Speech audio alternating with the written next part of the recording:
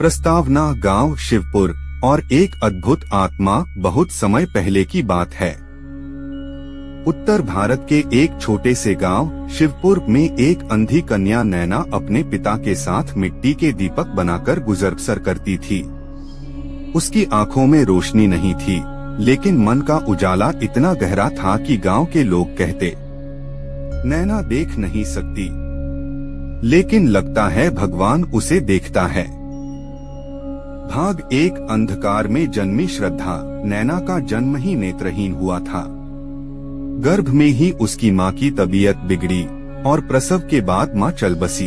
बचपन से ही नैना अपने पिता के साथ मिट्टी गूंथती, दीपक बनाती, लेकिन हर दिन सुबह और शाम एक काम करना न भूलती। मंदिर में जाकर शिवलिंग को स्पर्श कर नमः शिवाय का जप करना। लोग मजाक उड़ाते, बच्चे ताने मारते, अंधी नैना देखेगी सपना कैसा।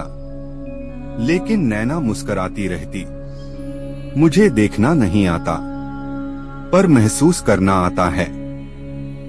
भाग दो। गांव में आए देव और सेवा की परीक्षा। एक दिन गांव में भारी बारिश के बाद एक युवक बेहोशी की हालत में मंदिर के पास गिरा पाया गया। वो घायल था, शरीर पर चोटों के निशान थे और उसका नाम था देव। गांव के लोग डर गए, कौन है ये? डाकू होगा शायद। लेकिन नैना उसे अपने घर ले आई। उसने पिता से कहा, बाबा, भगवान ने इसे मेरे सामने लाकर गिराया है। सेवा करनी मेरी जिम्मेदारी है। नैना ने देव की सेवा की। उसे खाना खिलाया, घाव पर लेप लगाया, अपनी कंबल तक दे दी। देव धीरे धीरे ठीक हुआ और उससे पहले उसका मन बदल गया। वो सोचता, इस अंधी लड़की में इतना विश्वास, इतनी करुणा, मैं क्यों भाग रहा था जीवन से? देव एक व्यापारी था जिसे व्यापार में धोखा मिला था और उसने जीवन से मुंह मोड़ लिया था। भाग 3। प्रेम का अंकुर और असंभव विवाह।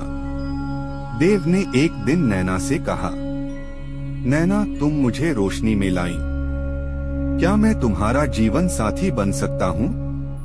नैना ठिठकी। उसकी आंखों से आंसू बह निकले। उसने कहा, देव, मेरी दुनिया अंधेरे की है। देव बोला, तुम्हारी आत्मा में जो उजाला है वही तो मैं जीवन भर देखना चाहता हूँ। गांव में सनसनी फैल गई।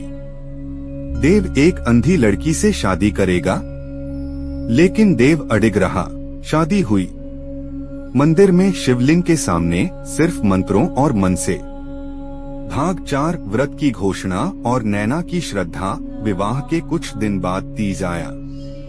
गांव की सभी महिलाएं श्रृंगार कर रही थीं, झूले पड़ चुके थे, गीत गाए जा रहे थे। नैना ने पहली बार कहा, मैं भी तीज का व्रत रखूंगी, निर्जल। लोग बोले, तेरे लिए कैसा श्रृंगार, तू देखती ही नहीं। नैना ने शांति से कहा, मैं श्रृंगार नहीं करूंगी, मैं तो माँ पार्वती से यही मांगूंगी कि मुझे एक बार अपने पति को देखने का सुख मिले।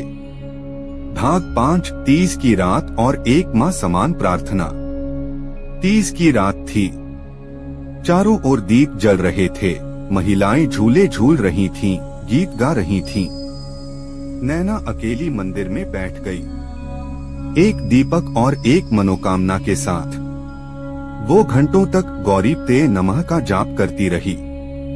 बार बार शिवलिंग पर जल चढ़ाती, हाथ जोड़ती, आंखें बंद करती, हे महादेव, माँ पार्वती, एक बार, बस एक बार मुझे वो दृश्य दे दो जो हर स्त्री देखती है, अपने प्रेम का मुख। अगर मेरी श्रद्धा सच्ची है तो आज वो दीक्षा दो जो आंखों से नहीं, आत्मा से मिले। भाग 6। चमत्कार और भगवान शिव का वरदान। रात के अंतिम पहर, जब मंदिर में सभी दीपक बुझने लगे, नैना का दिया अब भी जल रहा था। एक अचानक तेज प्रकाश फैला। शिवलिंग से तेज निकलता है और ध्वनि गूंजती है, हे नैना, तू देख नहीं सकती, लेकिन तेरी श्रद्धा ने सृष्टि को हिला दिया है। आज मैं तेरे लिए प्रकृति का नियम बदल रहा हूँ। नैना की आंखों में जलन होती है। वो धीरे धीरे पलकें खोलती है और उसके सामने खड़ा होता है देव, सफेद धोती में मुस्कुराता हुआ, आंखों में आंसू लिए। नैना कहती है, क्या ये सपना है? देव बोला, नहीं नैना, ये तुम्हारा विश्वास है। अंतिम भाव श्रद्धा, व्रत और स्त्री की दिव्यता। नैना की आंखों की रोशनी तो लौटी ही, पर उसके साथ लौटी एक मिसाल। अब शिवपुर की हर स्त्री व्रत करती है नैना की कथा सुनकर। और शिव मंदिर के सामने एक शिलालेख पर लिखा है, जिसके मन में भक्ति है उसकी दृष्टि को भगवान खुद रोशन करते हैं। हर हर महादेव। जय मां पार्वती।